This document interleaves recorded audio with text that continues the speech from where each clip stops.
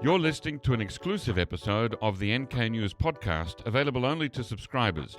You can listen to this and other episodes from your preferred podcast player by accessing the private podcast feed. For more detailed instructions, please see the step-by-step guide on the NK News website at nknews.org/private-feed.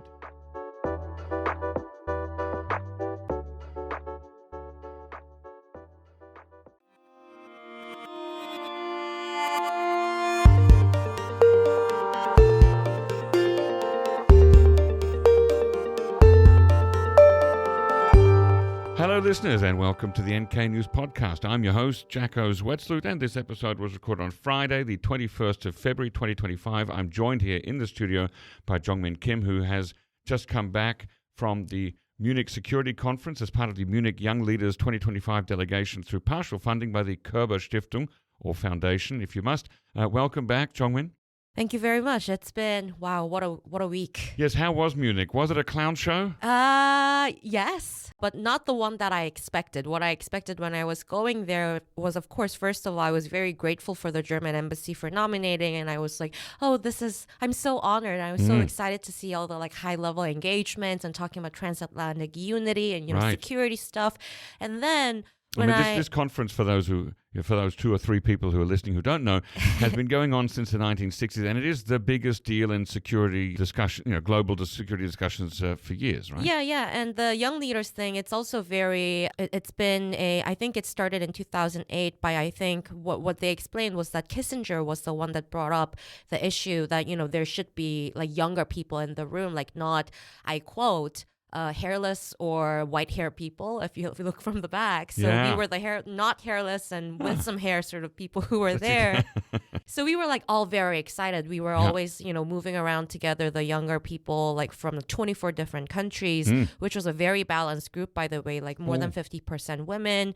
And so we were excited. Conference organized in South Korea, take note. Yeah, exactly. I'm going to do a whole thing calling them out. But it was interesting because it was an excitement not coming from a positive expectation, but a negative one, because there was rumor on the first day that Vance is coming for a speech. U.S. Vice President J.D. Vance. Okay. Right. And it wasn't in an official brochure at first, but everybody were talking about just Vance at first, because at the same time there was a rumor at the time that Ukraine war-related negotiations might go ahead at the security conference. And that turned out to be true later with a political exclusive, which was a partner of the conference, which sort of broke the news about the negotiation happening in Saudi, but without Ukrainian delegation on the table. So when Vance appeared, everybody was just like, is he going to mention the Ukraine pact? Any hints that we might hear about it? Will North Korea be a part of it? We thought. Yeah. And then he went on and delivered a full speech about European democratic Don't tell me too much yet. We're going to build up to it. First of all,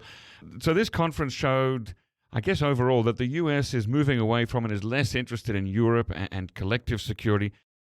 Did it also hint at a possible, the same thing happening in Korea, in the worst case scenario, a possible end to the US-South Korea alliance? Well, that was the question that I actually posed when I met Foreign Minister Cho Tae-yeol on the sidelines. But I did surprise him a little bit because I did not tell my government that I'm going. I sort of kept it I kept low profile until I arrived there. Because ironically, it's very difficult to meet our ministers back in Seoul because of the political turmoil that is going on, a lot of investigations and, detainment and everything. So I very intentionally went to the session where my foreign minister was there. Yes. And he started talking about, and the moderator from Brookings, she kept pushing him on nuclear armament issue in South Korea because of the whole problem, right? And then he kept saying, but the U.S., despite everything, is an irreplaceable ally. So my question to him was, well, you said irreplaceable ally, and then you said that there is bipartisan consensus in the Capitol Hill about how protecting South Korea is important right now. But what if, and I agree, but what if you and I are just horribly wrong? And this sort of marks the start of an end of the, paradigm shift of what U.S. actually means to a lot of countries, including South Korea. Yeah. And are you prepared for that? Well, if how you're did wrong. How did he respond? I imagine, because I started my sentence with the if, he would say, oh, I don't answer hypothetical questions. But actually, he took it seriously. He said, well, what if I'm wrong? We have all options on the table, he said.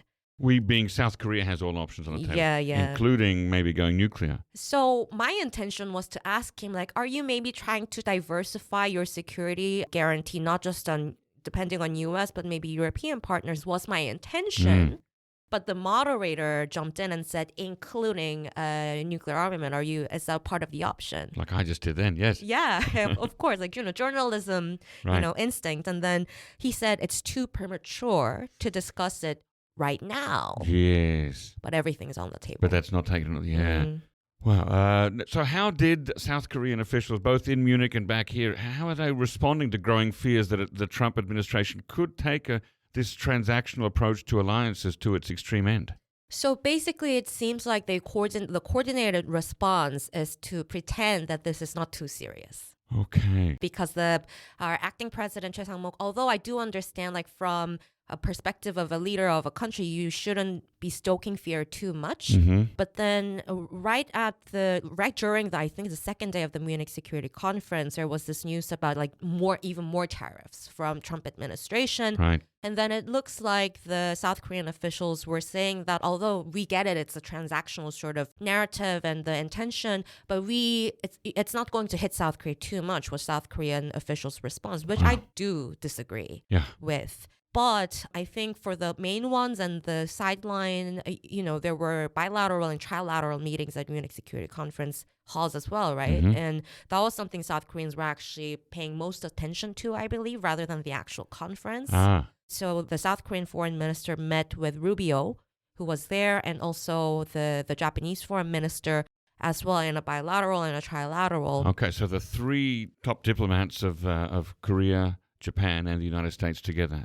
What were the outcomes of that? Was that open or closed doors? Closed doors, but I kept reading about it, and it looks like, from South Koreans' point of view, they were keeping a very close eye on it because of FOMO, because Japanese prime minister already did a summit with Trump. Yes. And then South Korea does not have a president right now. So South Koreans were feeling seriously FOMO and actually at risk because we don't have a counterpart who can engage with a very personal relations sort of driven president in the U.S. So all eyes were on the Rubio meeting, but the content itself was very, just as expected.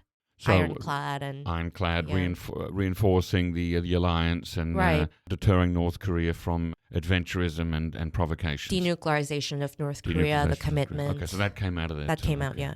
This is a little bit of an aside question, but do you wonder, as I did, as I do, what the personal relationship of Yoon and Trump would have been like? I think it might have actually worked well. Yeah. Because if you look at Biden and Yoon, I think, say what you will about Yoon, but I think he rocked, the personal relationship part with Biden as well. Because, sure, there was South Korea was considered a strategic hub throughout the Ukraine war. But also, if you look at the optics that the foreign ministry and the presidential office sort of prepared for the summits, you can tell that Yoon was having a good time and Biden was having a good time. Yoon singing and everything. Right. They know what goes viral, and Trump sort of likes that sort of optics as well. Yes, going viral, looking like friends and everything. So I think they might have been a good duo, actually. Except for the drinking part. You're right. That is a big part in the social. The social dynamics. That is true. But then if you think about the Korean culture, I think if you're a superior who drinks well with your, puhas, the people who work for you, and being a nice drinking moderator, I should say, in Korea, being a senior, I think that's what Yoon is very good at. Drinking with people who work for you, basically. Right. But I think, I've never drank with Yoon, so this is all, just a guess. Yeah. But I'm assuming that with to leader sort of thing, you wouldn't go until 4 a.m. drinking 폭탄주, soju and 맥주 together or whatnot. So I think that wouldn't have been that much of a problem. But maybe golfing, Yoon's lack of golf skills might have been a problem. Could have been a problem, yeah. So now, who else was representing South Korea at the conference, as well as Foreign Minister Jo Tae-il, and how How visible was their presence, or the presence of Koreans in discussions on Indo-Pacific security? I'm just going to be frank. It was almost invisible. Oh. Foreign Minister Cho Tae-yeol did not appear on the participation list until the very last minute. So there were news at first about Cho Tae-yeol sort of deciding not to go to the Munich Security Conference, considering a lot of things going on here, including the impeachment hearing, which we saw the 10th one yesterday, potentially the last hearing. Potentially the last hearing. Because there were some extra... I don't want to... this is South Korea. Keep going. Yeah. We'll talk about it later. Yeah. But there were maybe, I think, 3 that I saw on the list, minus the staffers that were helping the foreign minister out. I think there was the person in foreign ministry that's in charge of climate, because climate security was one of the topics at the Munich Security Conference. But aside from that, I almost became the only Korean if Cho Tae-yeol decided not to go, actually, until the very last minute. Well, and when you were introducing yourself as a South Korean delegate, what were the main reactions from those at the conference? Was it about North Korea, or was it about the political turmoil in South Korea that you've already referenced? And what does that say about how South Korea and North Korea are being perceived in these circles right now? Curious to hear the rest? Become an NK News subscriber today for access to the full episode. Head to nknews.org/join for more information. If you're already a subscriber to NK News, you can listen to full episodes from your preferred podcast player by accessing the private podcast feed. For more detailed instructions, please see the step-by-step guide on the NK News website at nknews.org/private-feed.